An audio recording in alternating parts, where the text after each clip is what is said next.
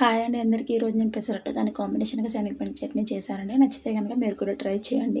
పెసలు నైటే నానబెట్టుకొని మార్నింగ్ 2, 3 టైమ్స్ వాష్ చేసుకొని ఒక మిక్సీ జార్‌లో వేసుకొని దోస ప్యాటర్న్ వచ్చే వరకు మిక్సీ ఆడుకోవాలి. దాంట్లో టేస్ట్‌కి సరిపడా సాల్ట్ వేసుకొని మిక్స్ చేసుకోవాలి. తర్వాత ఆనియన్స్, పచ్చిమిర్చి, జీలకర్ర, అల్లం బాగా చిన్న చిన్న ముక్కలుగా తరుగుకోవాలి. తర్వాత ఒక ప్యాన్ పెట్టి దాని మీద పెసరట్టుకి మిశ్రమాన్ని వేసుకొని దోసలో వేసుకొని దాని మీద ఉల్లిపాయ, పచ్చిమిర్చి, ఆనియన్స్, అల్లం వేసుకొని కొంత తగినంత ఆయిల్ వేసుకొని ముందు వెనక కాల్చుకోవాలి. అంతేనండి, పెసరట్టు రెడీ అయిపోతుంది. దాన్ని ఒక ప్లేట్లోకి తీసేసుకోవాలి. దాంట్లో కాంబినేషన్గా చేసిన శనగపిండి చట్నీ.